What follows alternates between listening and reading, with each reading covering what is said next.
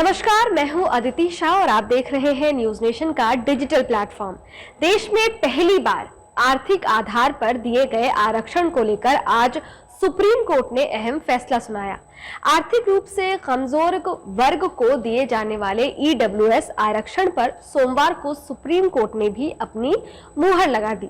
Supreme court ने अपने अहम फैसले में माना कि आरक्षण किसी भी तरह से संवैधानिक ढांचे का उल्लंघन नहीं करता है।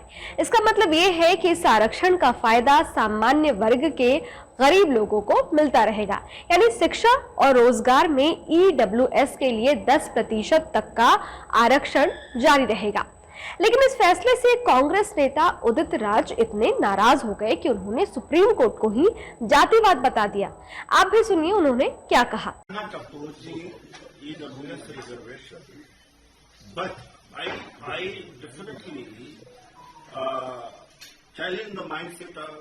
Supreme Court, that is the upper caste mindset, that when it failed to expand the limit of 50% in the matter of SC, OBC reservation, already was cited that Indira Gandhi judgment had put an embargo of 50%.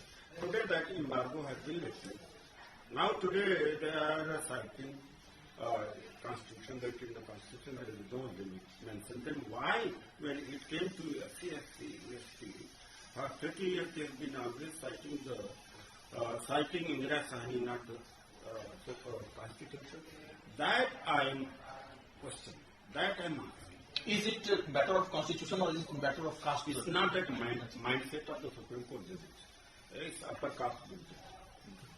मैं EWS आरक्षण का विरोध नहीं कर रहा हूं, लेकिन मैं सुप्रीम कोर्ट के माइंडसेट को चुनौती देता हूं, जो कि अपर कास्ट माइंडसेट है।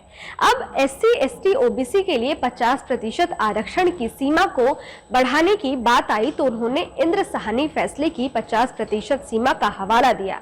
आज उन्होंने संविधान की आड़ लेते हुए फैसला दे दिया कि कोई नहीं है सीमा। उदित राज के बयान पर महाराष्ट्र के उप मुख्यमंत्री देवेंद्र फडणवीस ने कहा है कि क्या कांग्रेस उदित राज के बयान से सहमत है?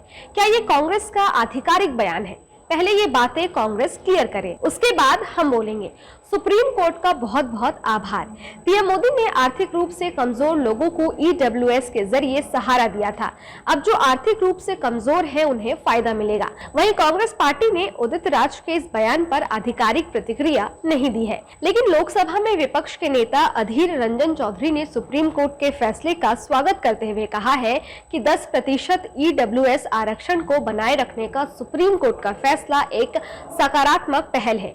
लेकिन मेरा सवाल ये है कि देश भर में नौकरियों की कमी की स्थिति को देखते हुए क्या केंद्र सरकार सुप्रीम कोर्ट के फैसले को लागू करने में सक्षम होगी? आपको बता दें कि साल 2019 के लोकसभा चुनाव से पहले केंद्र सरकार ने सामान्य वर्ग के गरीब लोगों के लिए ईडब्ल्यूएस के लिए 10% आरक्षण की व्यवस्था की थी।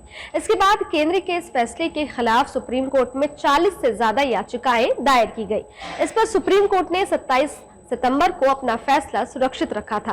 आज 7 नवंबर को सीजेआई, यूयू ललित, जस्टिस बेला त्रिवेदी, जस्टिस दिनेश माहेश्वरी, जस्टिस पाद्रीवाला और जस्टिस रविंद्र भट्ट की 5 सदस्य संविधान बेंच ने इस पर फैसला सुनाया। चीफ जस्टिस और जस्टिस भट्ट ईडब्ल्यूएस आरक्षण के खिलाफ रहे, जबकि जस्टिस माहेश्वरी, जस्टिस त्रिवेदी और जस्टिस जेबी पाद्रीवाला ने पक्ष में फैसला सुनाया। सीजेआई ने कोर्ट रूम में 35 मिनट से अधिक समय तक 4 अलग अलग फैसले पढ़े। न्यायमूर्ति माहेश्वरी ने अपना निर्णय पढ़ते हुए कहा कि 103वें संशोधन को संविधान के मूल ढांचे को भंग करने वाला नहीं कहा जा सकता।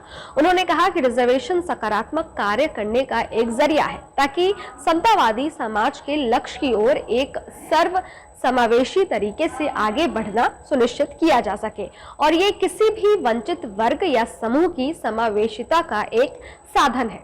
न्यायमूर्ति त्रिवेदी ने कहा कि 103वें संविधान संशोधन को भेदभाव के आधार पर रद्द नहीं किया जा सकता।